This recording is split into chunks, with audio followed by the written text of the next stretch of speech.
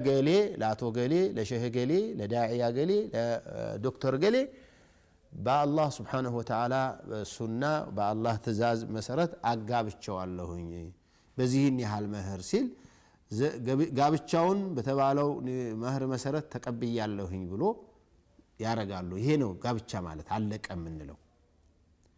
ከዚህ በኋላ ምን ማለት ነው የጋብቻ ቀለበት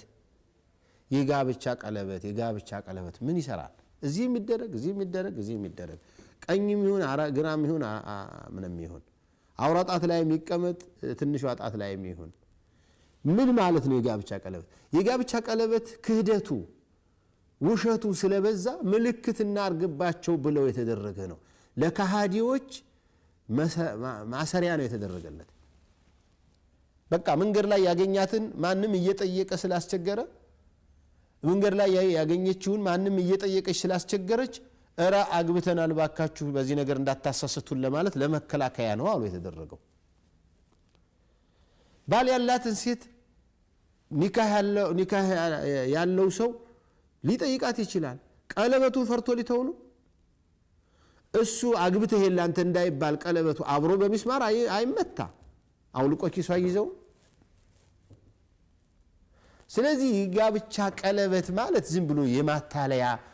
ቀለበት ነው የቃል ኪዳን ቀለበት ይሉታል እንደው የቃል ኪዳን ቀለበት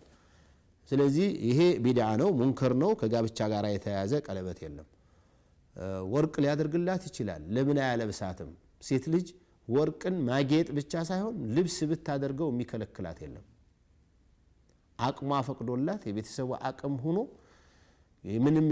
የሌሎችን መብት ሳይነካ የሌሎችን ችግር ሳያባብስ የሷ እንዲህ መሆን የሚችል ካለ መቀነት ብትታጠቀው በወርቅ መቀነት ቢኖራት ማንም ይከለክል የለም ግን እንዲህ የቃል ኪዳን የምናምን ይያሉ ሙንከር ለሙንከር መሄድ ኒካህን ማበላሸት ነው ቀለበት ሲደረግ በየት ነው የሚደረገው በቀኝ ነው የሚደረገው በግራ ነው የሚደረገው በግራም በቀኝም ቢደረግ የሚከለክል ነገር የለም በግራም በቀኝም ቢደረግ ብዙ ጊዜ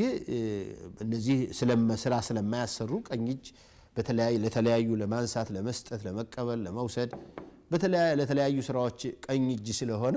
በዚያ ላይ ብዙ ጊዜ ያደርጋሉ እንጂማኮ ግራጅ ላይ ቀለበት ማድረግ በተለይ በስቲንጃ ጊዜ በጣም ነው የሚያስቸግረው ቆሻሻ ይይዛል አላህ